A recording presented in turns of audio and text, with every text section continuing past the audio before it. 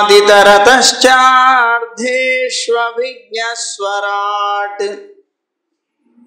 तेने ब्रह्म हृदाय आदिकवये मुह्यन्ति यत्सूरयः तेजो वारिमृदां यथा विनिमयो यत्र त्रिसर्गो मृषा धाम्ना स्वेन सदा निरस्तकुहकं सत्यं परं धीमहि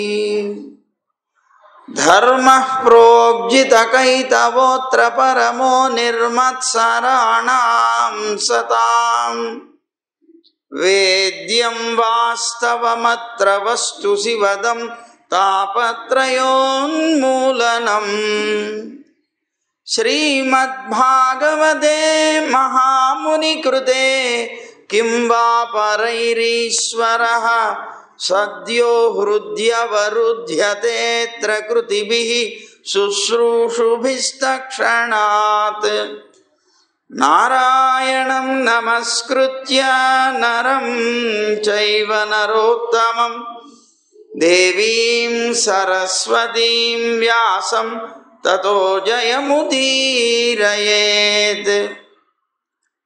यं प्रव्रजन्तमनुपेतमपेतकृत्यं द्वैपायनो विरहकातराजुहाव पुत्रेति तन्मयतया तरवोऽभिनेदुः तं सर्वभूतहृदयं मुनिमानतोऽस्मि श्रीमद्भागवतं पुराणतिलकं यद्वैष्णवानां धनं यस्मिन् पारमहंस्यम् एकममलं सत्यं ज्ञानं परं गीयते यत्र ज्ञानविरागभक्तिनैष्कर्म्यमाविष्कृतम् निगमकल्पतरोर्गलितं फलं सुखमुखादमृतद्रवसंयुतं पिबत भागवतं रसमालयं मुहुरहो रसिका भुवि भावुकाः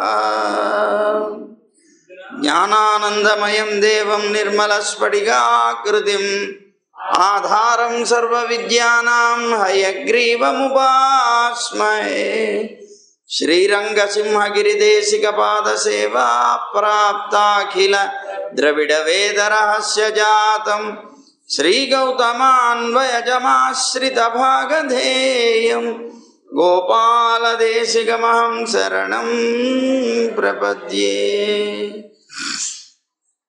संसारसागरे मग्नं दीनं मां करुणानिधे कर्ममोहगृहीताङ्गं मामुद्धर भवार्णवात्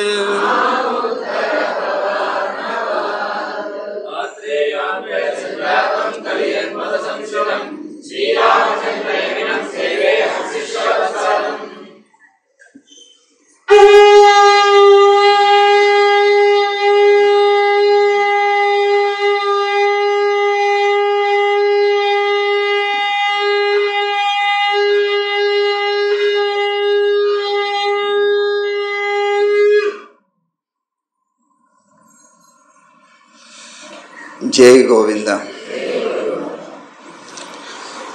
ఉదయం మనం చెప్పుకున్నాం పుణ్యపాపాలు రెండు కూడా మనకి తగినవి కాదు అని.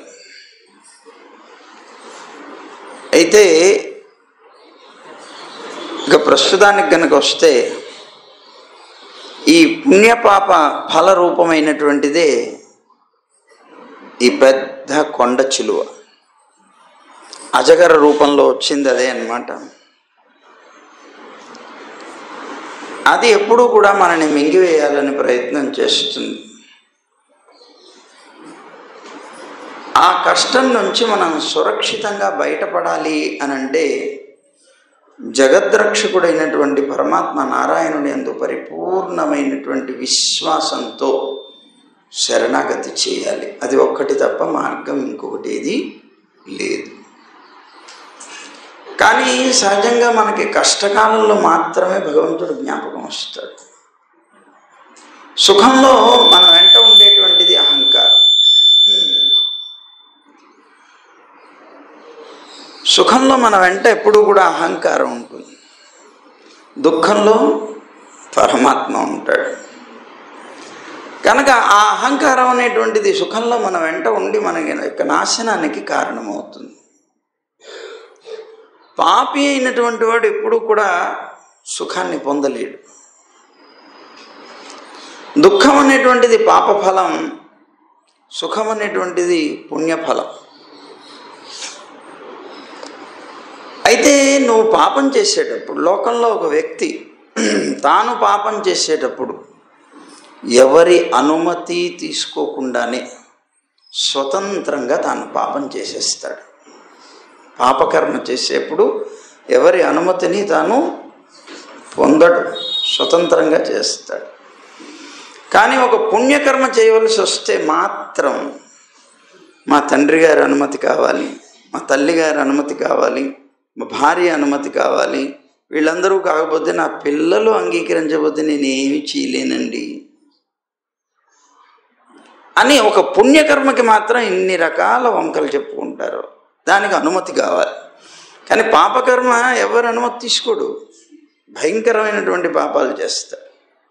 చిత్రం అన్నమాట, విచిత్రమైనటువంటి లోకంలో ఉండే మనిషి. అసలు మనిషి యొక్క విచిత్రత ఇంకోటి ఉంది, తమాషా అయిన ఏంటంటే, ఏమయ్యా నువ్వు పాపం చేస్తున్నావు చేయకు అని ఎవరైనా చెప్తే, ఏంటండి ఈ కాలంలో మీరు ఎలా అంటారు, నన్ను పాపం చేయొద్దు అని మాత్రం చెప్పకండి, కానీ నా పాపం వల్ల పోయేటువంటి ఆ పాపం వల్ల వచ్చే దుఃఖం పోయే ఉపాయం మాత్రం చెప్పమండి. పాపం చేయొద్దని మాత్రం చెప్పకండి, పాపం వల్ల వచ్చే దుఃఖం పోయే ఉపాయం చెప్పండి. అదేమిటయ్యా, నువ్వు మంచి కర్మలు చేయి, పుణ్యకర్మలు చేయి, పుణ్యం చెయ్యమని మాత్రం చెప్పకండి, పుణ్యం వల్ల వచ్చే సుఖం ఎలా వస్తుందో నాకు చెప్పండి. ఇది మనిషి యొక్క విచిత్రమైనటువంటి ప్రవృత్తి. తాను పాపం చేయటం మానడు, దుఃఖం మాత్రం తనకొద్దు. తను పుణ్యం మాత్రం చేయడు, దానికి మాత్రం నిరంతరం సుఖం ఉండాలి. విచిత్రం కాదు మనిషి యొక్క తత్వం. పాపజాలం నుంచి బయటపడడం అంటే అంత తేలిక అనుకుంటున్నారా? చాలా కష్టం. ఈ పాపం వల్లనే దుఃఖం అనేటువంటిది కలుగుతుంది అని గుర్తు తెలుసు వాడికి.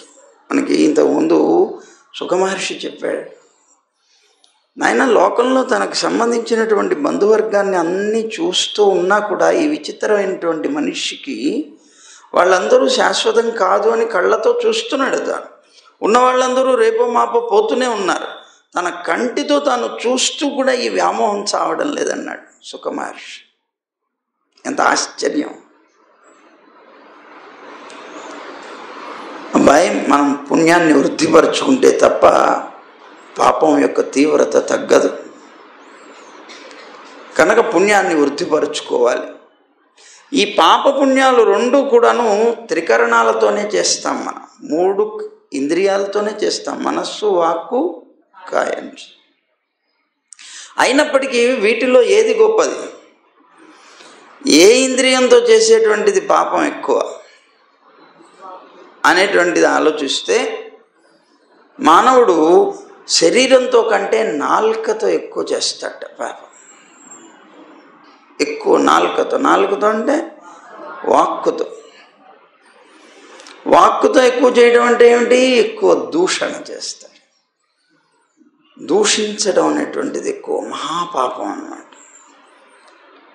ఈ నాలుకతో చేసేదాని కంటే కూడా నేత్రాలతో ఎక్కువ చేస్తాట పాపాన్ని. ఈ నేత్రంతో చేసేదాని కన్నా మనస్సుతో ఎక్కువ చేస్తాట మనిషి పాపాన్ని అని విశ్లేషిస్తున్నారు.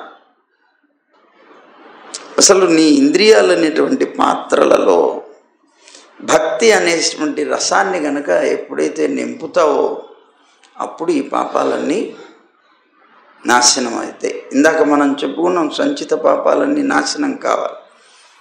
ఇప్పుడు ఈ ఇంద్రియాల్లో ఏమున్నాయి? పాపాలు ఉన్నాయి. పాపాలతో నింపినటువంటి ఈ ఇంద్రియాల్లో భగవంతుని మీద ఉండే భక్తి రసాన్ని నింపాలి. ఇప్పుడు చూడండి, ఒక పాత్రలో నీళ్లు పోసాం, నీళ్లు ఉన్నాయి నిండుగా, దాంట్లో పాలు పోయాలనుకున్నాం అనుకోండి, నీళ్ళన్నీ పారపోయాలా లేదా? పారపోసి దాంట్లో పాలు పోయాలి. అలాగే ఇప్పుడు దాకా ఇది ఇంద్రియాలు అనేటువంటి పాత్రలో నింపబడినటువంటిది పాపాలు. ఇవన్నీ పారపోసి భక్తి రసాన్ని నింపితే అప్పుడు నువ్వు మోక్షాన్ని పొందుతావు. అలా అని మన పెద్దలు అంటూ ఉంటారు. మనస్సు చాలా డేంజరస్, చాలా నిపుణమైనటువంటిది పాపం చేయటంలో. పాపం చేయడంలో చాలా చాలా అన్నమాట. ఎన్ని ప్రయత్నాలైనా చేసి మనస్సు పాపాన్నే చేయడానికి నిన్ను పురిగొల్పుతుంది. అలాంటి సమయంలో నీవు పాపాలని దూరంగా చేయటం కోసం మనస్సు యొక్క మాటను అంగీకరించకుండా ఉండాలి. నీ మనస్సు మాటను ఎటువంటి పరిస్థితుల్లో పట్టించుకోకూడదట. పాపం ఏ శరీరంలో అయితే ఉంటుందో అందులో పరమాత్మ ప్రవేశించట. ఏమండి, పామున్న ఇంట్లో ఎవడైనా ఉండటానికి ఇష్టపడతాడా? పాము పాపం రెండు ఒకటే. పామున్న ఇంట్లో ఎలాగైతే నువ్వు ఉండడానికి ఇష్టపడవో, పాపం ఉన్నటువంటి శరీరంలో పరమాత్మ ఉండడానికి కూడా ఇష్టపడడు. అయితే ఈ పాపం పాము రెండు కూడా, ఈ పాముని ఎప్పుడైనా మనం కనుక తోలేసామనుకోండి, లేదా ఏదైనా ఎవరినైనా పిలిచి పట్టించామనుకోండి, పోతుంది. ఈ పాపం కూడా ప్రాయశ్చిత్తం చేసుకున్నాం అనుకోండి, పోతుంది. కానీ ఈ పాము కానీ పాపం కానీ ఎక్కువ కాలం కనుక అలా ఉన్నాయంటే మాత్రం సర్వనాశనం చేస్తుంది. అందువల్ల ఎక్కువ కాలం ఎప్పుడు ఈ పాపాన్ని పాముని కాపాడకూడదు, ఉంచకూడదు, బయటపడేసేయాలి. అందువల్ల చాలా జాగ్రత్తతో ఉండాలి. అయితే ఇలాగా భగవద్గీతలో కూడా ఈ పాప సంబంధమైనటువంటి ప్రస్తావన వచ్చినప్పుడు అర్జునుడికి ఒక సందేహం కలిగింది. ఏం స్వామి, కొంతమంది ఇష్టం లేకపోయినా కూడా పాపకర్మ చేస్తారే, వాడికి అస్సలు ఇష్టం లేదు, చేస్తారు కదా, ఎందుకు అన్నాడు. పొద్దున మనం చెప్పుకున్నాం చూడండి, ఒక పక్క అనుభవం అనేటువంటిది నడుస్తుంటుంది, ప్రారంధం. ఇంకొక పక్క తనకున్నటువంటి జ్ఞానం అనేటువంటిది ఏదైతే ఉందో దాన్ని వినియోగించి దాని యొక్క బలాన్ని తగ్గించుకునే శక్తి కూడా ఇతనికి ఉంది. ఈ శక్తితో తాను ఇప్పుడు కొద్దిగా జ్ఞానాన్ని పొందాడు.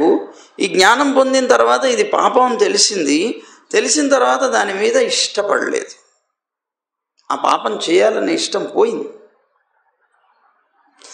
ఎప్పుడైతే ఇతనికి ఇష్టం పోయిందో, తనకి జ్ఞానం కలిగి అప్పటి నుంచి కూడాను ఆ ఇష్టం లేనటువంటి పాపకర్మలు చేయడం మానేశాడు.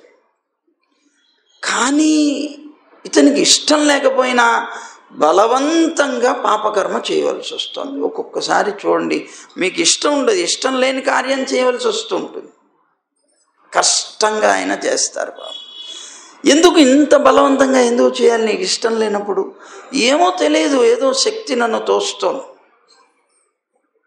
నా చేత ఈ చెడ్డ పని చేయిస్తోంది, నాకు అర్థం కావట్లేదు అంటూ ఉంటాం మనం. అదే ప్రశ్న వేశాడు అర్జునుడు. ఏమయ్యా, అధకేన ప్రయుక్తోయం పాపం చరతి పురుష. అసలు ఈ లోకంలో ఉండేటువంటి మానవుడు పాపం చేయాలనేటువంటి ఏ విధమైనటువంటి దీని చేత ముందుకు వెళ్తాడు? అసలు పాపం చేయాల ఆలోచనతో. కొంతమంది అనిచ్ఛన్నభివార్ష్ణేయ బలాదివ నియోజిత. అనిచ్ఛన్నభి, అసలు వాడికి ఇష్టమే లేదు దాని మీద చెయ్యాలని. అయినప్పటికీ బలాదివ నియోజిత, వాడి ఎవరో తోసి చేయిస్తున్నట్లుగా చేస్తాడు పాపం. ఏమిటి ఇది విచిత్రం?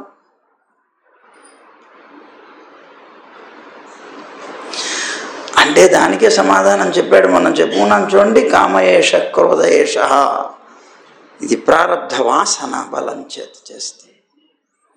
తనకి పూర్వజన్మ సంబంధమైనటువంటి వాసన బలం ఉంటుంది. ఈవేళ ఇచ్చ లేకపోవడం అనేటువంటిది ఈవేళ నీకున్నటువంటి జ్ఞానాన్ని ఉపయోగించి ఆ జ్ఞానం ద్వారా దాని మీద అయిష్టతను ఏర్పరచుకున్నావు నువ్వు. అయినప్పటికీ నీ ప్రారంధం అనేటువంటిది నువ్వు అనుభవించకుండా పోదు కనుక నీకు అది ప్రవేశిస్తుంది. ప్రారంధ కర్మ టైం టు టైం నీకు ప్రవేశిస్తూ వెళుతూనే ఉంటుంది. ఈ లోపల నీలో కలిగినటువంటి ఒక మార్పు, అదిగో ఇంతకు ముందు దాకా ఉన్నటువంటి ఆ చెడ్డ గుణం ఏదైతే ఉన్నదో అది పోయింది. పోవడం వల్ల దాని మీద అయిష్టత ఏర్పడింది. కానీ అది జరగవలసిన సమయంలో అది జరుగుతూనే ఉంటుంది కనుక నీకు అయిష్టతతో ఉన్నప్పటికీ బలంగా చేయవలసి వస్తుంది. అది వాసన బలం చేత జరుగుతుంది అన్నాడు. అలా వాసన బలం చేత నువ్వు తప్పనిసరిగా పాపం చేయడం అనేటువంటిది చేస్తావయ్యా. కొంతమందికి ఇష్టం ఉండదు, అయినా అత్యవసర పరిస్థితుల్లో దానం చేయవలసి వస్తుంది. అది కూడా అంతే, అది కూడా అంతే. అది ఈ పాపం కానీ పుణ్యం కానీ నీకు అంటకుండా ఉండాలి అంటే తప్పనిసరిగా పరమాత్మ యొక్క శరణాగతి కావాలి. ఇంతకుముందు పొద్దున్న చెప్పుకున్నాం మనం, ఇది కారాగారం అని, జైల్లోనే ఉన్నాం మన యథార్థం. ఇది ఒక జైలు. ఈ జైల్లో మనం శిక్షలు అనుభవిస్తున్నాం యథార్థంగా. అక్కడ వాడికి శిక్ష ఉంటుంది, వాడికి తిండి సాపాటు సుఖం కూడా ఉంటాయి. అదే పడుతున్నాం మనం ఇక్కడ. అయితే మనకి భగవద్గీతలోనే అంటాడు కదా పరమాత్మ, ఆయన మమ మాయా దురత్యయ మామేవ ఏ ప్రపద్యంతే మాయాం ఏతాం తరంతితే. మమ మాయా అంటున్నాడే, నాది మాయ. మాయ అంటే ఇక్కడ ప్రకృతి అర్థం. ఈ సంసారం అనేటువంటి బంధంలో పడేసింది నేనే, ఇది నాది. మమ మాయ. నేను ఈ సంసారంలో పడేశాను, పడేసిన తర్వాత నువ్వు అనుభవిస్తున్నావు. అనుభవిస్తున్నటువంటి మనకి అనిపించింది, ఇప్పుడు చూడండి ఇక్కడ కూర్చున్న వాళ్ళందరూ కూడాను సంసారం అనేటువంటి కూపం నుంచి బయటపడాలి అని ఎప్పుడో ఒక్కసారైనా అనుకున్నటువంటి వ్యక్తులే మనస్ఫూర్తిగా. ఎందుకు అలాంటి భావన కలిగింది? దుఃఖాలన్నీ అనుభవించలేక. ఆ దుఃఖాలన్నీ అనుభవించలేక దీంట్లో నుంచి బయటపడాలి అని నీకు ఎప్పుడైనా అనిపిస్తే సంసారం నుంచి, ఇది దాటశక్యం కాంది. నువ్వేదో సరదా అనుకుంటే దీంట్లో నుంచి బయటపడాలంటే బయటపడలేవు. నీ వల్ల కాదు. నీ అంతటా నువ్వు బయటపడలేవు, ఇంకెవ్వరి యొక్క సహకారంతో అయినా బయటపడలేవు. సాధ్యమైంది. దురత్యయ, దాటశక్యం కానిది మమ మాయ.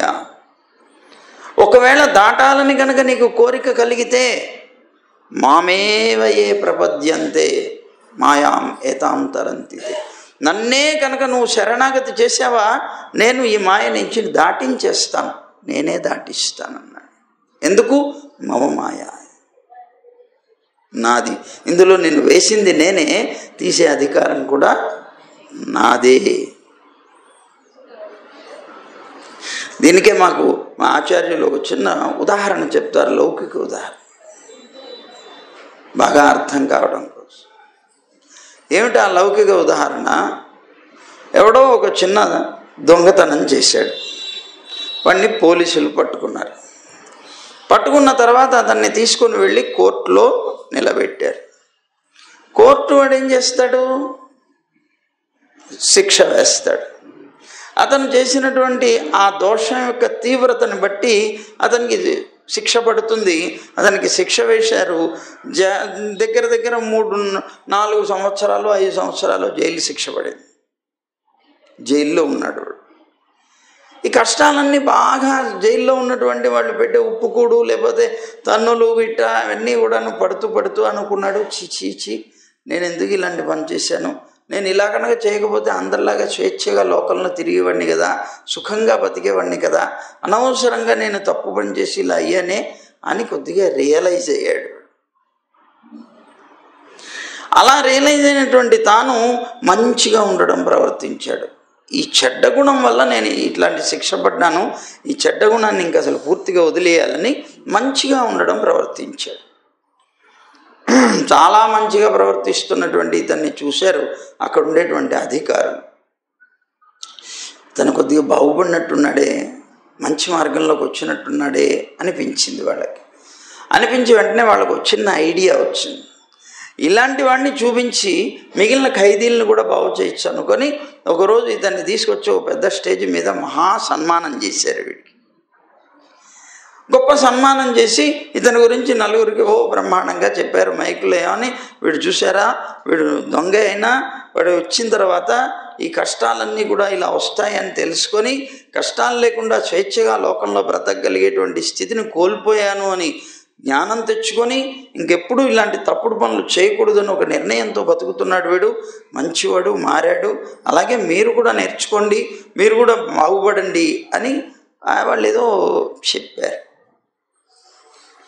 మొత్తం మీద అంతా అయిపోయింది. సన్మాన సభ అయిపోయింది. వీడు స్టేజ్ దిగాడు, వెళ్ళిపోయాడు. అయిపోయింది. తెల్లవారింది. తెల్లవారుతూ ఉండగా వీడు టక్కన వెళ్ళిపోయి ఆ గేట్ దగ్గరికి వెళ్ళాడు, మెయిన్ గేట్. అక్కడ ఉండే సెంట్రీ దగ్గరికి వెళ్ళాడు. ఓయ్ సెంట్రీ, తలుపు తీవాయ్ అన్నాడు. ఓరి, నువ్వు ఖైదీవి, నువ్వు దొంగవి, నువ్వు వచ్చి నన్ను నాకు ఆర్డర్ ఇస్తున్నావా తలుపు తీయమని అన్నాడు. ఏమిటో నీకు తెలీదా, నేను బాగుపడ్డాను.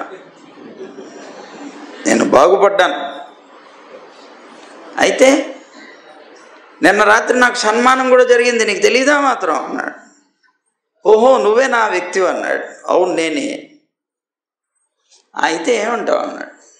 తలుపు తీ, వెళతానన్నాడు. అంటే నువ్వు బాగుపడితే నువ్వు తలుపు తీసి పంపించాలని అన్నాడు. ఇదేంటే నీకు రూల్ తెలీదా అన్నాడు. ఏమిటి రూల్? ఎవడైనా సరే జైల్లో ఉండి బాగుపడినట్లయితే అలాంటి వాళ్ళకి శిక్ష తగ్గించవచ్చు అని లాలో ఉంది. ఇక ఆ రూల్ తెలీదా అన్నాడు. ఓహోహోహో, అదే అన్నాడు. ఆ రూల్ నాకు తెలుసు అన్నాడు.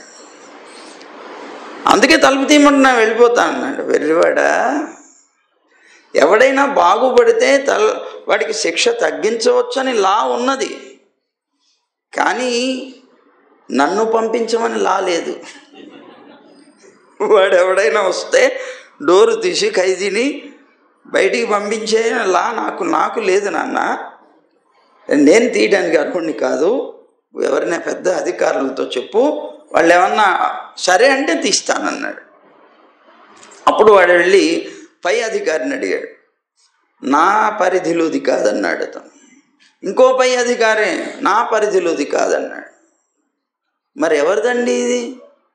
ఎవరండి మమ్మల్ని తప్పించేది? నాకు ఈ శిక్ష అనుభవించడం ఇష్టం లేదు, ఈ మురికి కూపంలోంచి బయటపడాలనుకుంటున్నాను, మరి ఎవరండి దిక్కు అన్నాడు. ఒరే నాన్న, దీంట్లో నుంచి నువ్వు బయటపడాలంటే దీంట్లో ఎవరు వేశారో వాళ్ళకి అర్జీ పెట్టుకోవాలన్నాడు. ఎవరికి పెట్టాలండి? ఎవరికి ఉందండి అధికారం? కోర్టుకే ఉంటుంది. ఇక్కడ వీడు ఎంత పెద్ద అధికారైనా సరే వీడు తలుపు తీసి వాడిని బయటికి పంపించే అధికారం లేదు.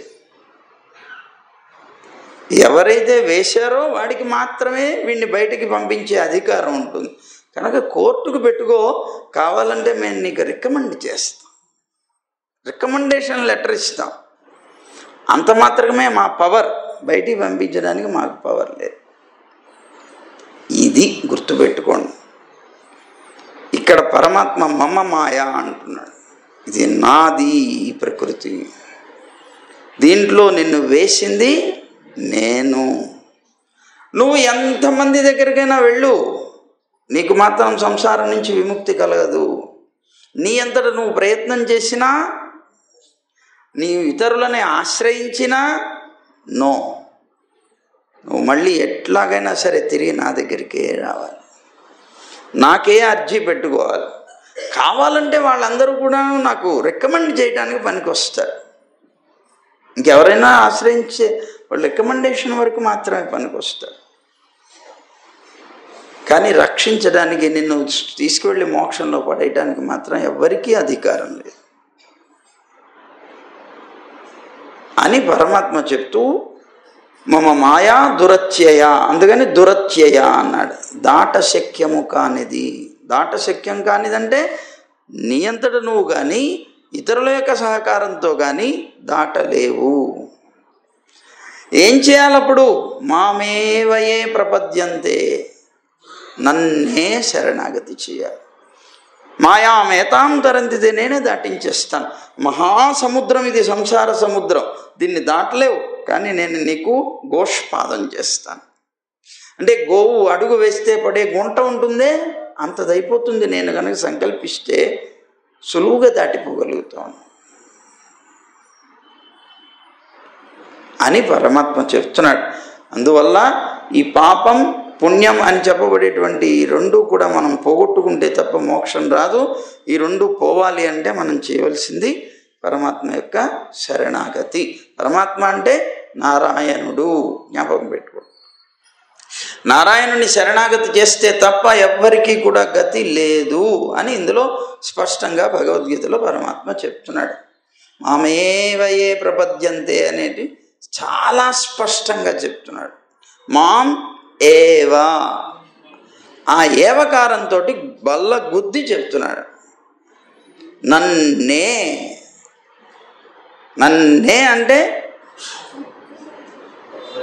ఇంకెవ్వరూ చేయలేరు అని అర్థం. అలాంటి అద్భుతమైనటువంటి స్థితి కలగాలి. అప్పుడు మాత్రమే మనకి మోక్షం వస్తుంది.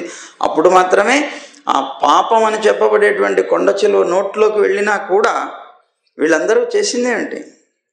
గోపబాలురందరూ కూడా మృత్యుముఖంలోకి వెళుతూ ఉన్నప్పుడు కూడా వాళ్ళ ధైర్యం ఏమిటి? ఎస్, మా కృష్ణుడు మాకున్నాడు, ఏం పర్వాలేదు, ఎక్కడికి వెళ్ళినా మేము మళ్ళీ బ్రతికి బయటికి వస్తాం, ఏం పర్వాలేదు, దాన్ని పూర్తిగా నాశనం చేసే శక్తి గలవాడు మా స్వామి అనే భావం కలిగి ఉండాలి. అదే పరిపూర్ణ విశ్వాసం, అదే శరణాగతికి మూలం. కనుక అలాంటి అద్భుతమైనటువంటి స్థితి మనం పొందితే పరమాత్మని పొందుతాం. ఇక అయిపోయింది. దీని తర్వాత కృష్ణుడు అఘాసురుణ్ణి చంపేశాడు. ఇది దేవలోకాలకి పాకింది. మరి వాళ్ళందరూ కూడాను అద్భుతంగా పుష్పవృష్టి కురిపించారు. అక్కడ ఒక పెద్ద చర్చ అయిపోయింది దేవలోకంలో. ఆనందంతో దుందుబులు మోగిస్తున్నారు వాళ్ళందరూ కూడా. ఎందుకు? అఘాసురుడు వాళ్ళని కూడా తన్ని తగిలేసి స్వర్గాల్ని కూడా ఆక్రమించాడు. వాళ్ళకు కూడా భయం, వాళ్ళ అమరులైనా కూడా వీడంటే భయం. అలాంటి వాడు కృష్ణుడి చేత చంపబడ్డాడని పరమానంద భరితులైపోయి పెద్ద గొడవ చేస్తున్నారు వాళ్ళు ఆనందంతో. అప్సరసలు నాట్యం ఆడుతున్నారు. ఇదంతా కూడా చతుర్ముఖ బ్రహ్మ లోకానికి దగ్గరగా ఉంది కదా. ఈ హడావుడంతా బ్రహ్మగారికి తెలిసింది. చతుర్ముఖ బ్రహ్మగారు ఏమిటి హడావుడి, దేవతలకు ఎందుకు ఇంత ఆనందం, ఏమిటి కారణము అన్నాడు. ఏమి లేదు, కృష్ణుడు భూలోకంలో అఘాసురుణ్ణి చంపెట్ట. అఘాసురుడు చాలా బలవంతుడు కదా, ఈయనకి పాపం మోహం ఆవరించి, ఈయనకు మోహం వచ్చేసింది. ఈ మోహంతో ఏం చేశాడు పాపం, మాయ కమ్మింది. మాయ కమ్మడంతో టక్కన ఇలాంటి ప్రశ్నలు వేశాడు. ఏమిటి, అఘాసురుడు మహాబలవంతుడు కదా, కృష్ణుడేమిటి చిన్న పిల్లవాడు కదా, అతను ఎలా చంపాడు, అతను ఎలా చంపగలిగాడు అనేటువంటి ఒక ఆశ్చర్యం వస్తుంది. అదేనండి, చాలా అద్భుతమైనటువంటి బలపరాక్రమాలు కలవాడు కృష్ణుడు. ఇంత చిన్నవాడైనా ఎంత పెద్దవాడో తెలుసునా, ఎంత ఘనుడో తెలుసునా అన్నారు వాడు. ఏమిటి అంత మహిమ ఏమిటి అనిపించింది. చూద్దాం ఆ మహిమ ఏమిటో అనుకున్నాడు. ఒకటి చంపాడు, అంత మటుకు పర్వాలేదు. అసలు నిజంగా అంత గొప్పవాడా, ఆ గొప్పతనం ఏంటో ఒకసారి చూడాలి అని అనిపించింది. సరే, వీళ్ళు పిల్లలందరూ కూడాను, ఈ అజగర శరీరం ఎండిపోయింది, కొంతకాలం ఉండదు కదా, మరి ఎండిపోతే అది ఒక పెద్ద గుహలాగా వీళ్ళందరూ ఆట స్థలంలాగా మార్చుకున్నారు. ఈ గోపబాలులందరూ కూడా బ్రహ్మాండంగా వాళ్ళు దాంట్లో ఆటలాడుకుంటూ తిరుగుతున్నారు, ఆనందంగా గడుస్తాం. ఇది ఎప్పుడు జరిగింది? అఘాసుర వధ కృష్ణుడికి కౌమారావస్థలో జరిగింది. కౌమార వయస్సు అంటే 5 సంవత్సరాల వయస్సు. 5 సంవత్సరాల వయస్సులో కృష్ణుడు అజగర సర్పాన్ని సంహరించాడు. సరే, వీళ్ళందరూ కూడా ఇళ్ళకు వచ్చిన తర్వాత ఎవరు గోపబాలులందరూ 6వ సంవత్సరంలో, అంటే కృష్ణుడికి పౌగండ దశ అంటారు, ఆ పౌగండ వయస్సు వచ్చినటువంటి స్థితిలో ఆ సమయంలో అంటే 6వ సంవత్సరంలో వాళ్ళ ఇంట్లో ఉన్నటువంటి గోపబాలులకి గోపికలకి అంటే వారి తల్లిదండ్రులకి అందరికీ కూడా ఈ విషయాన్ని, ఈ వార్తని చెప్పారు అన్నాడు పరీక్షిత్ మహారాజుతో సుఖ మహర్షి. ఇదేమిటండి, 5వ సంవత్సరంలో చంపితే 6వ సంవత్సరంలో చెప్పడం ఏంటి? ఈ మధ్యలో కాలం అంతా ఏమైపోయింది అని ఒక సందేహం కలిగింది ఆయన. విచిత్రంగా ఉంది ఇది, ఏదో తమాషా మాయ జరిగింది ఇక్కడ. ఆ మాయ ఏమిటో నాకు చెప్పండి అన్నాడు. చిచి, నేను క్షత్రియాధముణ్ణి అయినప్పటికీ కూడా జగత్తులో చాలా గొప్ప ధన్యుణ్ణి నేను. ఎందుకంటే పవిత్రమైనటువంటి హరికథామృతాన్ని పానం చేస్తున్నాను మీ వల్ల, అందువల్ల నేను ధన్యుణ్ణి అని భావిస్తున్నాను. నాకు ఈ విషయాన్ని, రహస్యాన్ని చెప్పండి అన్నాడు. ఒక్కసారి పరీక్షిత్ మహారాజుకి చెప్పబోయే ముందు సుఖ మహర్షి ఆ సంఘటన అంతటిని మనస్సులో భావించుకున్నారు. ఆ జరిగినటువంటి అద్భుతమైనటువంటి ఆ లీలని స్మరించుకొని, నారాయణుడి యొక్క అద్భుతమైన ఆ వైభవాన్ని స్మరించుకునేటప్పటికే ఈయన ఇంద్రియ వృత్తులన్నీ ఆగిపోయాయి. సుఖ మహర్షి నిశ్చేష్టుడైపోయాడు, స్తంభించిపోయాడు, స్పృహ తప్పిపోయాడు. చాలా కష్టంగా నెమ్మదిగా బాహ్య స్మృతులకు వచ్చాడు.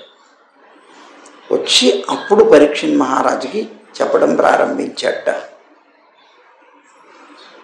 ఏమని అంటే, నాయనా, ఈ భగవతత్వం ఏదైతే ఉందో అతి రహస్యమైనటువంటిది, అయినా నీకు చెప్తున్నాను. ఎందుకో తెలుసా? బ్రూయుః స్నిగ్ధస్య శిష్యస్య గురవో గుహ్యమప్యుత అన్నాడు. గురువులు తనకి ప్రియపాత్రులైనటువంటి శిష్యులు ఎవరైనా ఉంటే వాళ్ళకి అతి రహస్యమైనటువంటి తత్వ విశేషాలు కూడా చెప్పేస్తారు, అతి రహస్యమైనవి కూడా చెప్తారు. కనుక అదిగో నువ్వు నాకు అతి ప్రియమైనటువంటి శిష్యుడు అయ్యావు, చాలా శ్రద్ధతోటి దీక్షతోటి వింటున్నావు, కనుక నీకు ఈ రహస్యం చెప్తాను విను అన్నాడు. ఏమిటి రహస్యం అంటే, శ్రీకృష్ణుడు అఘాసురుణ్ణి చంపేశాడు. చంపిన తర్వాత గోపాలులందరినీ కూడా రక్షించాడు. వాళ్ళందరూ కూడా కలిసి ఒక సరోవర తీరంకి వచ్చారు. ఆ సరోవర తీరంలో ఉన్నారు. అప్పుడు కృష్ణుడు అన్నాడు, సరోవర తీరం దగ్గరికి రాగానే, ఏమరా, ఇక్కడ చాలా రమణీయంగా ఉంది ఈ భూమి, గోవులన్నింటినీ కూడా పచ్చికి వదిలేద్దాం, పచ్చిగా మేస్తుంటాయి అవి, మనం అందరం ఇక్కడ భోజనం చేద్దాం. చద్ది మూటలు తెచ్చుకున్నాం కదా, అబ్బా చాలా పొద్దుపోయింది, ఈ గొడవ ఈ అఘాసురుడిని చంపి వచ్చేప్పటికే చాలా సమయం అయిపోయింది, కనుక వచ్చి కూర్చుందాం, మనంతా బాగా ఆకలితో ఉన్నాం కదా అన్నాడు. ఈ ప్రదేశం కూడా చాలా మంచిది భోజనం చేయడానికి, విశాలంగా ఉంది, బాగుంది అన్నాడు. తండ్రి మీ చద్ది మూటలను తీసుకురండి అన్నాడు కృష్ణుడు. అందరూ కూడా వాళ్ళ చద్ది మూటలు తీసుకొచ్చారు. సరే, వారి యొక్క గోవులు ఉన్నాయి కదా, వాటన్నిటిని మరి వీళ్ళంతా సాపాటు చేస్తుంటారు, పాపం వాటికైతే ఏమిటి, అందుకని వాళ్ళన్నింటినీ తీసుకొని వెళ్ళి నీళ్లు తాగించారు. నీళ్లు తాగించి మంచి గడ్డి ఉన్నటువంటి ప్రదేశంలో వాటన్నిటిని నిలిపారు. ఇంకా అవి తింటాయి. వీళ్ళు వాళ్ళ చద్ది మూటలు తీసుకొచ్చారు. కృష్ణుడి దగ్గరకు వచ్చి ఆ చద్ది మూటలు విప్పారు. విప్పి కూర్చున్నారు. ఎలా కూర్చున్నారట, వాళ్ళు కూర్చున్నటువంటి భంగిమని వర్ణిస్తున్నారు. ఎలా ఉన్నారట, ఒక పద్మాకృతిలో కూర్చున్నారట. పద్మానికి మధ్యలో కర్ణిక ఉంటుంది కదా, కర్ణిక స్థానంలో కృష్ణుడు కూర్చున్నట్ట. 4 వైపులా 4 రేకుల్లాగా ఈ గోపబాలురందరూ కూర్చున్నారు. అందరూ కృష్ణుడి యొక్క ముఖాన్ని సేవిస్తూ ఉన్నారు. మధ్యలో ఈయన ఉన్నాడు. చాలా ఆనందిస్తున్నారు వాళ్ళు. సరే, సాపాట్లు చేయాలి కదా, చేయాలంటే చద్ది మూట ఉన్నది కానీ దానికి ఏదో ఆకోగికో ఉండాలి కదా. అందుకని వాళ్ళకి ఇష్టమైనట్లుగా కొంతమంది వెళ్ళి పెద్ద పెద్ద అడవి పూలు ఉంటాయి కదా, ఆ పూలు తెచ్చుకున్నారట పాత్రల కింద. కొంతమంది పెద్ద పెద్ద పత్రాలు ఉంటాయి, ఆకులు ఉంటాయి, అవి తెచ్చుకున్నారట. కొంతమంది చిగుళ్ళు తెచ్చుకున్నారట, పెద్ద చిగుళ్ళని. కొంతమంది అంకురాలని తెచ్చుకున్నారట.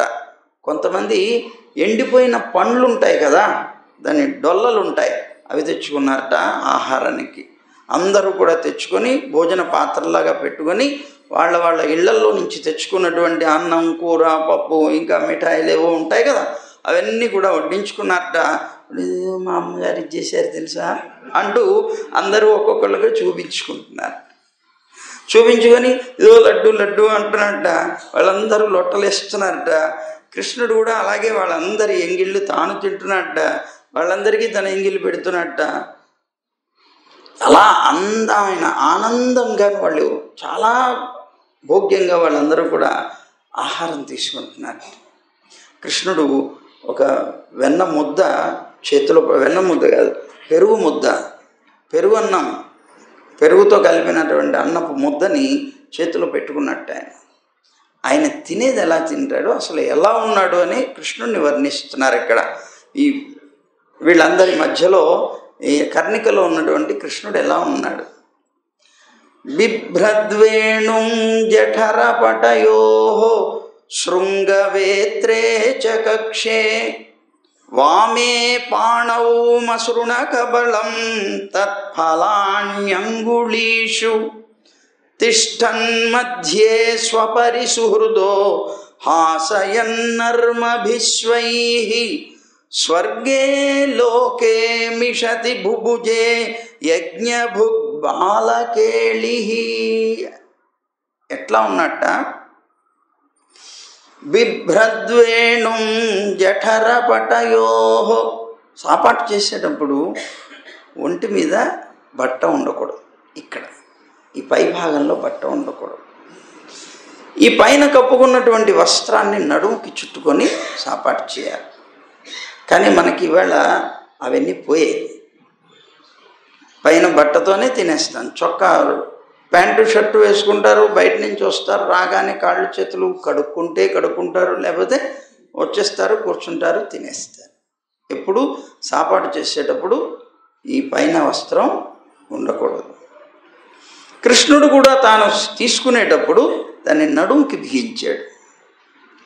ఈ నడుముకి బిగించినటువంటి, కడుపుకి కట్టినటువంటి వస్త్రం ఏదైతే ఉందో ఆ వస్త్రంలో తన యొక్క వేణువుని దూర్చాడు. దూర్చినటువంటి తాను తన ఎడమ చంకలో ఆ కొమ్ము బుర్ర అన్నాం కదా, కొమ్ము బుర్రని, అలాగే ఆ కర్ర ఉంటుంది కదా, పశువుల్ని తోలే కర్ర, ఈ రెండింటిని ఎడమ చంకలో ఇరికించాడు. ఇరికించి ఆ మీగడ పెరుగుతో ఉన్నదే, మహా ఇష్టంట మీగడ పెరుగు పెరుమాడు, ఆ మీగడ పెరుగు ఉన్నదే దాంతో కలిపినటువంటి ఆ సద్ది అన్నపు ముద్ద ఉన్నది, అది కుడి చేతిలో పెట్టుకున్నట్ట. జాగ్రత్తగా వినండి, మనం ఎలా తినాలో కూడా మనకి తెలియదు, తినటం కూడా నేర్పిస్తాడు మన కృష్ణుడు. ఇప్పుడు సపోజ్ మీరున్నా అనుకోండి, ఎప్పుడైనా తిని ఉంటారేమో కానీ గడ్డ పెరుగు, ఆవకాయ ముక్క,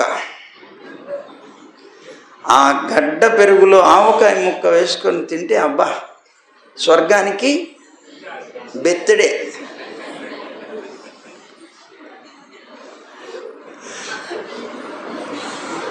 అంటారు. కానీ మనం ఏం చేస్తాం, పెరుగన్నం కలుపుకుంటాం, ఆ పెరుగన్నం ముద్ద నోట్లో పెట్టుకొని ఆ బద్దని కొరుకుతాం. చీ, ఇలా కాదంటాడు కృష్ణుడు. ఆయన ఎలా తినాలట నేర్పిస్తున్నాడు, జాగ్రత్తగా చూడండి.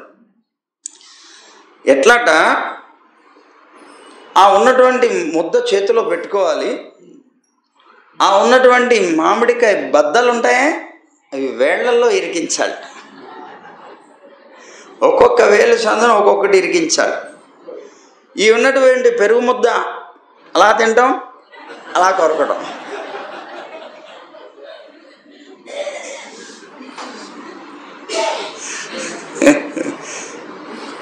ఆశ్చర్యం, స్వామి చేసిన పని ఇది.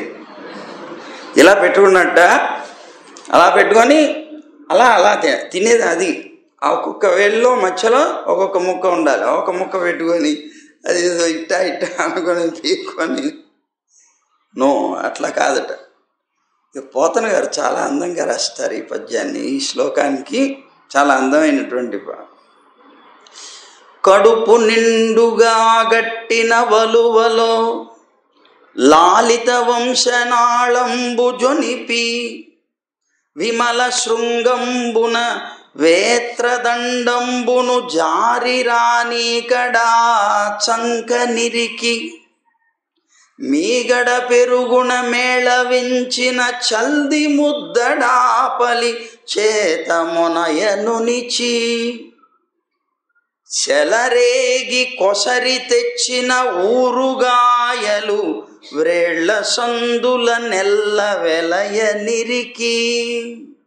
వేళ్ల సందులు పెట్టుకున్నాడు ఆ ఊరగాయ మొక్కలన్నీ.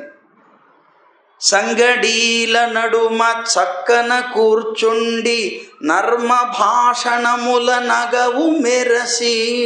చాలా హాస్యప్రియుడు కృష్ణుడు, మీరు తెలుసో తెలియదు. చాలా అందరినీ కూడాను ఏడిపిస్తాడు, నవ్విస్తాడు. హాస్యం ఆడటం అంటే మహా ఇష్టం ఆయన. కనుక ఈ పిల్లలందరూ కూర్చుంటే వాళ్ళందరితోటి అనేక రకాల హాస్యపు మాటలు చెప్తున్నట్టు, మనం జోక్స్ అంటుంటాం చూడండి, హాస్యపు మాట్లాడుతున్నట్ట వాళ్ళందరూ పక్క పక్క నవ్వుతున్నట్ట, వాళ్ళందరినీ నవ్విస్తున్నాడు, తాను నవ్వుతున్నాడు. అలా ఇవన్నీ కూడా తింటున్నట్ట. అందువల్ల నగవు మెరసి, నర్మ భాషణముల నగవు మెరసి, ఈ హాస్యపు మాటలు మాట్లాడుకుంటూ రహస్యమైనటువంటి రీతిలో మాట్లాడుతూ నవ్విస్తున్నట్ట. యాగభోక్త కృష్ణుడు మరులు వెరగంద శైశవంబు మెరసి చల్ది గుడిసే. ఈ సద్దన్నాన్ని అలాగా ఆనందంగా గడిపెట్ట వీళ్ళందరితో కలిసి. ఎంత అద్భుతమైనటువంటి స్థితి, ఎంత భాగ్యం అది. ఆయన తిని ఆయన ఎంగిలి, వాళ్ళు ఎంగిలి, వీళ్ళు. ఇంతకన్నా గొప్ప పరమపదం ఏముంది? మన అమ్మ కూడా అందుకనే కదా కూడారైలో అడిగింది. ఏమడిగింది?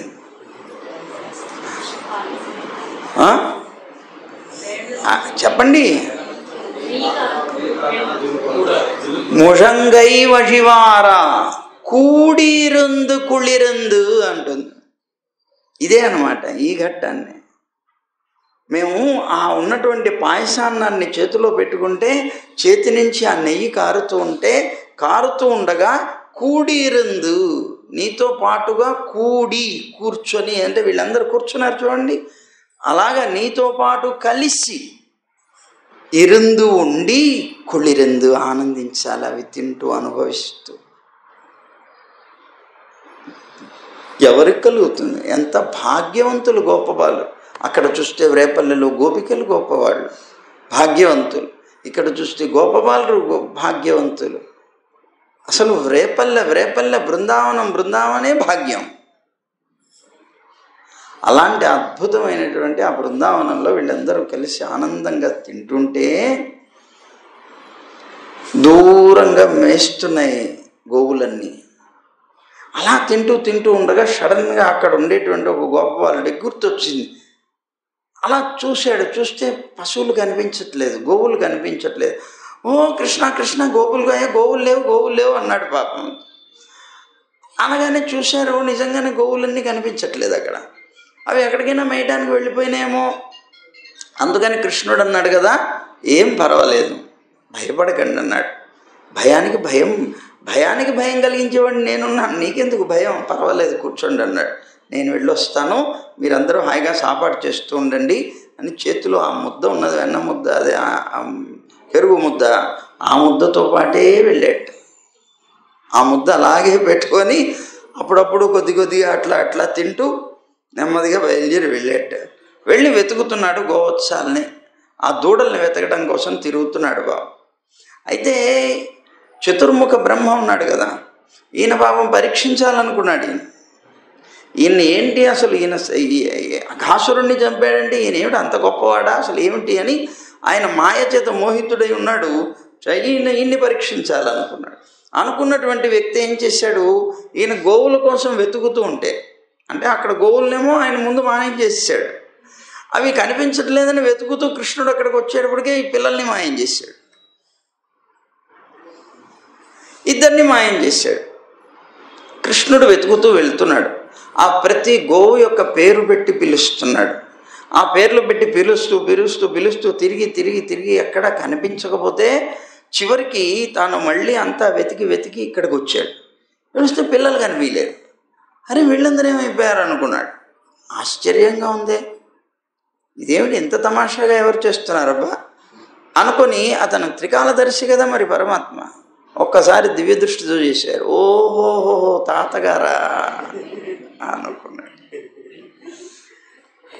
ఓ తాతగారు అన్నమాట ఈ పనంతా చేసేది అనుకున్నాడు. సరే తాతగారు, మీరు చక్కగా మీరు తెలుసుకునేంత మటుకు కూడా మీరు అనుకున్నారు కదా నా శక్తి ఏంటో చూడాలని, అది చూసేంత మటుకు కూడా కొద్దిసేపు ఆడుకుందామని ఇద్దరం.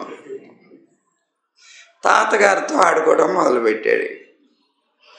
ఏమిటిట, వెంటనే ఏం చేశాడు కృష్ణుడు, సరే మరి సాయంత్రం అయిపోతుంటే ఇళ్ళకి వెళ్ళిపోవాలి. ఇళ్ళకి వెళ్ళాలంటే ఈ పిల్లలు ఉంటేనే కదా, ఈ గోవులు ఉంటేనే కదా ఇంటికి వెళ్ళాలి. మరి ఇళ్ళకి వెళ్ళిన తర్వాత మళ్ళీ నిన్ను పట్టుకుంటారు కదా, మా పిల్లలు ఏం చేసావు, నిన్ను నమ్మేమేం పంపించాం అంటే మనం ఏం చేయాలి? తాతగారేమో ఆటలాడుకుంటున్నారు దాంతోటి, నేనేం చేయాలి? ఏం పర్వాలేదు అనుకున్నాడు. ఒక్కసారి తాను సంకల్పించుకున్నాడు. వెంటనే తనలో నుంచి అందరూ పుట్టారు. ఆ ఉన్నటువంటి గోపబాలురు కానీ, గోవులు కానీ, దూడలు కానీ, వాటికి ఉండేటువంటి రంగులతోటి, వాటికి ఉండేటువంటి మచ్చలతోటి, వీళ్ళకు ఉండేటువంటి పుట్టు మచ్చలతోటి ఎక్కడ ఏ విధమైనటువంటి తేడా లేకుండా అన్నీ వచ్చేసాయి. మళ్ళీ ఆయన ఉన్నాడు. ఆయనే తోలుకుంటూ బయలుదేరాడు ఇంటికి. మరి ఆయనే కదా, మరి ఆ దూడ ఆయనే, తోలేవాడు ఆయనే కనుక ఆ కర్ర పట్టుకొని ఆయనే తోలుకుంటూ ఇంటికి వెళ్ళాడు. ఆ గోపబాలురందరూ కూడాను వాళ్ళే అందరూ ఇళ్ళకి వెళ్ళారు. ఇంటికి వెళ్తే మామూలుగా అయితే అక్కడ ఉండేటువంటి గోపికలకి, గోపబాలులకి అందరికీ కూడా కృష్ణుడు అంటే వల్లమాలిన ప్రేమ. మాకు సంతానం ఉన్న పిల్లల మీద కూడా అంత ప్రేమ ఉండేది కాదు వాళ్ళకి, అంత ఎక్కువ ప్రేమ. ప్రతి తల్లి అనుకునేదట, కృష్ణుడు నాకు సంతానం అయి ఉంటే బాగుండేది కదా అని. పాపం వీళ్ళందరూ ఇలా అడుగుతున్నారు, వీళ్ళకి నేనెలా అవ్వగలను సంతానం అనుకునేవాడు కృష్ణుడు. ఇప్పుడు అవకాశం వచ్చింది. ఈ అవకాశాన్ని వాళ్ళందరి దగ్గర కూడా 1 సంవత్సరం పాటు హాయిగా తిరుగుదాం, వాళ్ళందరికీ సంతానం, వాళ్ళకే ఆనందం కలిగిద్దాం. వాళ్ళు కోరినటువంటి, భక్తులు కోరిన మాట మరి ఎప్పుడు నిజం కాకుండా ఉండకూడదు కదా, అందుకని నిజం చేయాలి అనుకొని తాను అప్పుడు బయలుదేరి వెళ్ళాడు. వెళ్ళేటప్పటికి ఆ ఊళ్ళోకి ప్రవేశించగానే ఆ గోపికలందరూ చూశారు. కృష్ణుడు కూడా వస్తున్నప్పటికీ కృష్ణుని పట్టించుకోలేదు ఎవరు. వాళ్ళ పిల్లలంటే ఎంతో ప్రేమ, ఎప్పుడు అంత ప్రేమ చూపించేవాళ్ళు కాదు. కానీ ఒక్కసారి పిల్లల్ని కావలించేసుకొని చాలా ముద్దులు పెట్టేసి లోపలికి తీసుకెళ్ళిపోయి, ఆ గోవులు దూడల్ని చూసి అలా ఉండేవిట, దూడలు గోవుల్ని చూసి అలా ఉండేవిట, తల్లులు పిల్లల్ని చూసి అలా ఉండేవారట. అంతా కూడాను మాయలుగా ఉంది ఇది. ఇంతకు పూర్వం వ్రజమండలం అంతా కృష్ణుడినే ప్రేమించేది.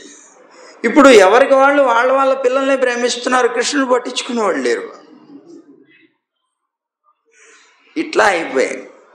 చాలా విపరీతమైనటువంటి దిశ నడుస్తుంది. ఇట్లా ఎంతకాలం నడిచింది తెలుసా అండి? సంవత్సరం, 1 సంవత్సర కాలం నడిచింది. ప్రతిరోజు తనని తాను తోలుకొని వెళ్ళడం, అక్కడ మేపుకు రావడం, మళ్ళీ ఇంటికి రావడం, ఇదంతా చేసుకుంటూ ఉండేవాడు. సరే ఇలా ఉంటూ ఉండగా ఒక 5 రోజుల ముందు, సంవత్సరం ఇంకా పూర్తయిపోవడానికి ఒక 5 రోజుల ముందు సరిగ్గా బలరాముడికి సందేహం కలిగింది. బలరాముడికి ఎందుకు సందేహం కలిగింది? ఇలా గడుపుతూ ఉంటే, అరే నాకు కూడా ఈ గోపబాలురం మీద ఇంత ప్రేమ కలుగుతుందేంటి? నేను అసలు ఎప్పుడు తొందరగా ఎవరికి లొంగను, ఒక్క పెరుమాళ్ళు తప్ప ఇంకెవరి మీద నాకు అంత పెద్ద ప్రేమ ఉండదు. అలాంటి నాకేమిటి ఈ గోపబాలులందరి మీద ప్రేమ కలగటం ఏంటి? విచిత్రంగా ఉంది ఇది అనుకున్నాడు తాను.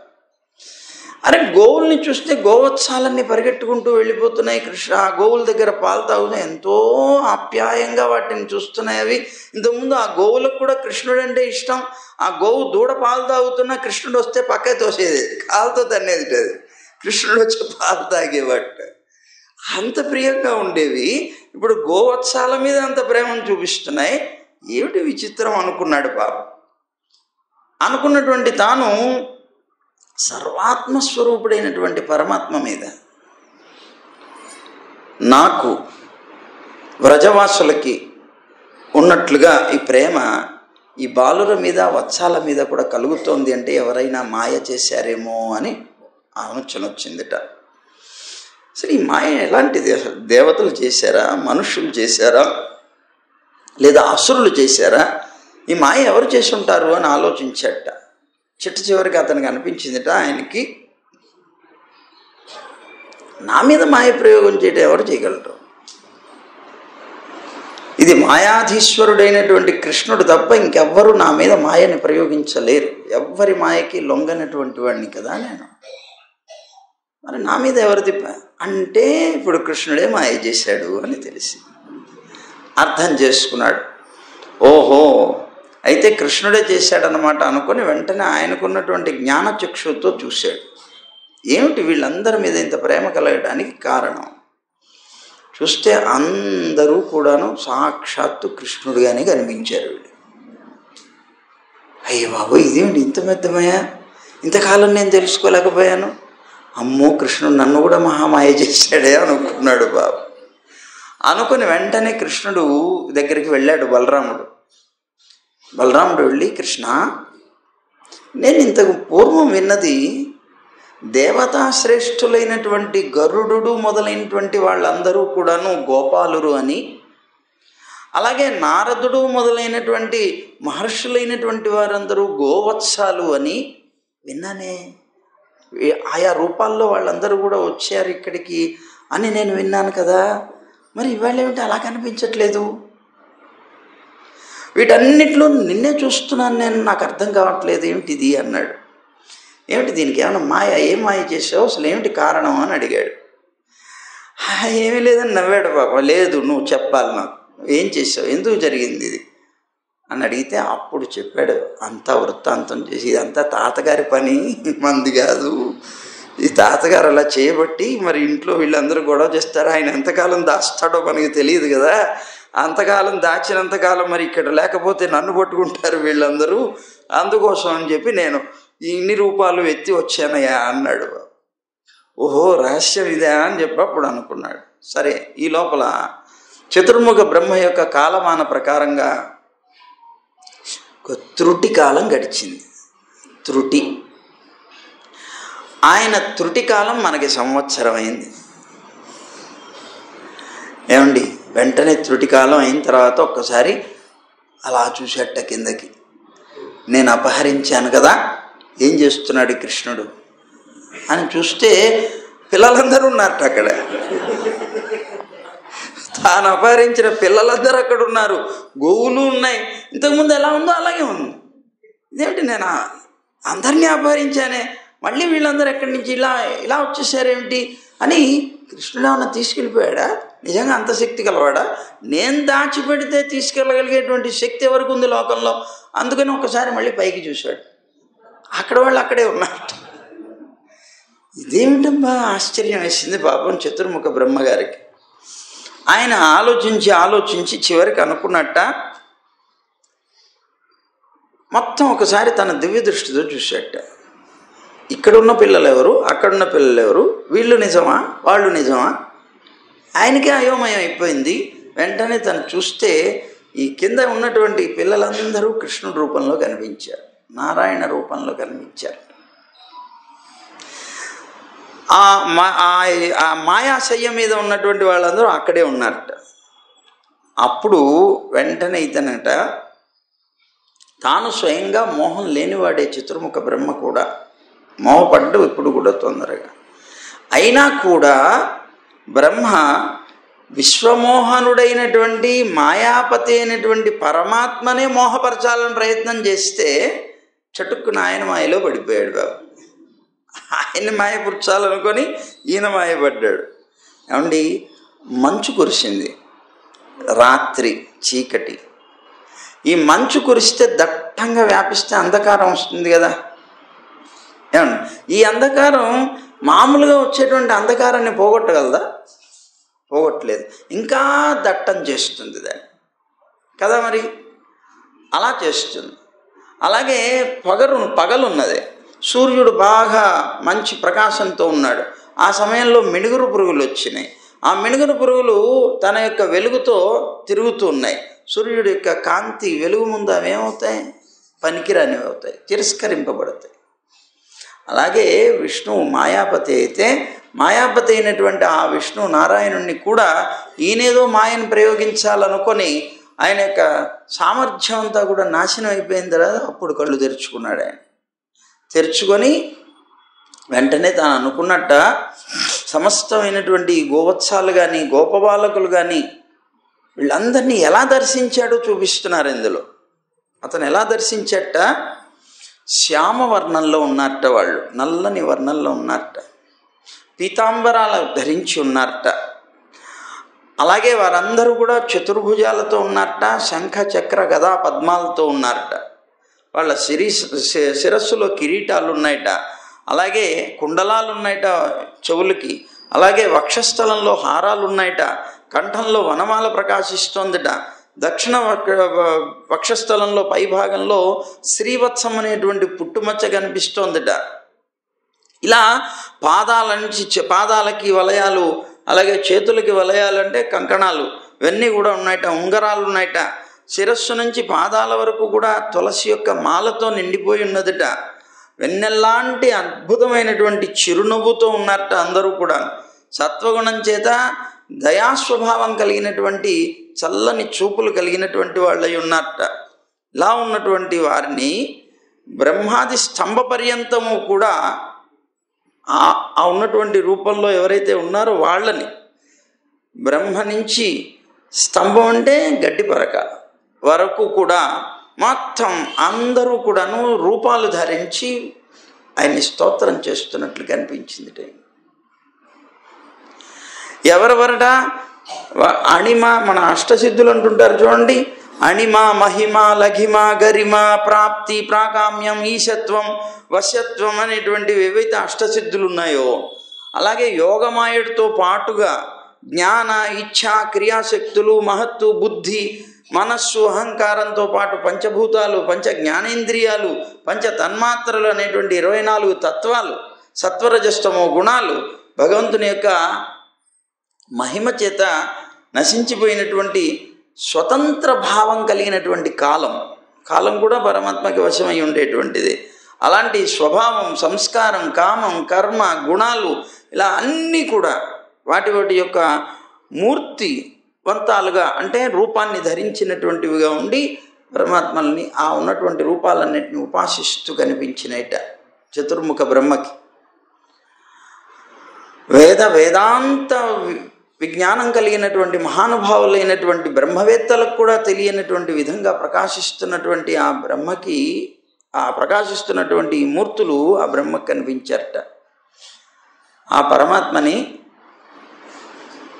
ఆయన రూపాలే అయి ఉన్నటువంటి ఆ గోవుల్ని, వత్సాలని, గోపబాలని అందరినీ కూడా ఒక్కసారి ఓ పక్క ఆయన్ని దర్శనం చేస్తూ, ఆయన రూపాలే అయి ఉన్నటువంటి వాటన్నిటినీ కూడా ఒకసారి దర్శనం చేస్తూ నమస్కరించట. ఆ తర్వాత తన ఆ చేష్టలకి లోబడకుండా తప్పించుకున్నటువంటి బాలురందరూ ఉన్నారే, వాళ్ళందరినీ కూడా చూసి చాలా ఆశ్చర్యపడి వారి యొక్క తేజస్సుని చూడటం కోసమని ప్రయత్నం చేస్తే వారి తేజస్సును తానే చూడలేకపోయాట. చతుర్ముఖ బ్రహ్మ కూడా చూడలేకపోయాట. అక్కడ ఉన్నటువంటి బాలురు అందరూ కృష్ణుడే కదా, భగవంతుని యొక్క తేజస్సు చతుర్ముఖ బ్రహ్మ మాత్రం ఏం చూడలేకపోయాట. అలా ఉన్నటువంటి ఆ బ్రహ్మ యొక్క సర్వ ఇంద్రియాల యొక్క శక్తి క్షీణించిపోయిందిట. పరమ పారవస్యం వచ్చిందట పరమాత్మ మీద భక్తితోటి. తను మాయ నుంచి, మోహం నుంచి పూర్తిగా తొలగిపోయి పరమాత్మ దర్శనం పూర్తిగా అవడంతో అతనికి ప్రేమ అనేటువంటిది పరిపూర్ణంగా వచ్చి పారవస్యంతో నిశ్చేష్టుడైపోయాట. అప్పుడు అతను ఎలా ఉన్నట్ట అంటేట, అనేక మంది చేత పూజింపబడుతున్నటువంటి ప్రధాన దేవత ఎవరైతే ఉన్నారో, ఒక పెద్ద ప్రధాన దేవత విగ్రహం ముందు పూజించకుండా పక్కన పడేసినటువంటి ఒక మట్టి బొమ్మలాగా ఉన్నట్టు ఆయన పరమాత్మ దగ్గర. అంటే ఒక చిత్రంలాగా, ఒక బొమ్మలాగా అయిపోయాట. అలాంటి ఆ చతుర్ముఖ బ్రహ్మ ఆయన యొక్క అద్భుతమైనటువంటి చింతించడానికి కూడా వీల్లేనటువంటి ఆ శక్తిని గురించి తాను మనస్సులో భావిస్తూ చెప్పట. అదేంటి రేపు చూద్దాం. సర్వం శ్రీకృష్ణ. గోవింద జయ జయ గోపాల జయ జయ,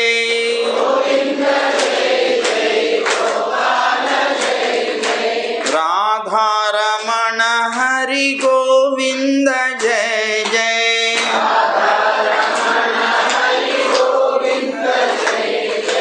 గోవింద జయ జయ గోపాల జయ జయ,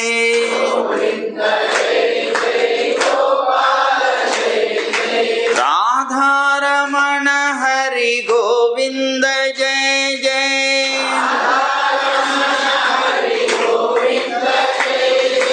గోదారమణ హరి గోపాల జయ జయ,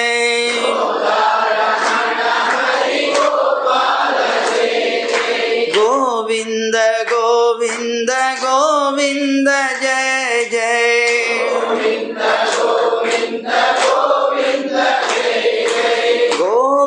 గోవర్ధనోద్ధార గోవింద జయ జయ,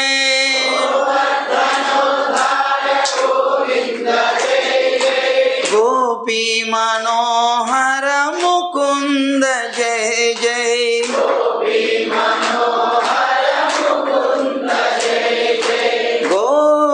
గోవర్ధనోద్ధార గోవింద జయ జయ,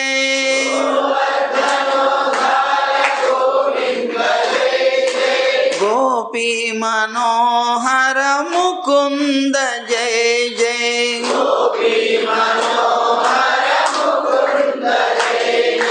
గోవింద జయ జయ గోపాల జయ జయ,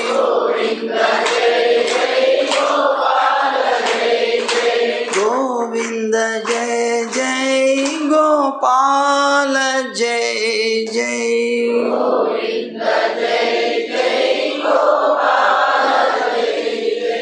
జై గోవింద, జై జై గోవింద, జై జై జై గోవింద, జై శ్రీమన్నారాయణ, జై జై శ్రీమన్నారాయణ, జై జై జై శ్రీమన్నారాయణ. సర్వం శ్రీకృష్ణార్పణమస్తు.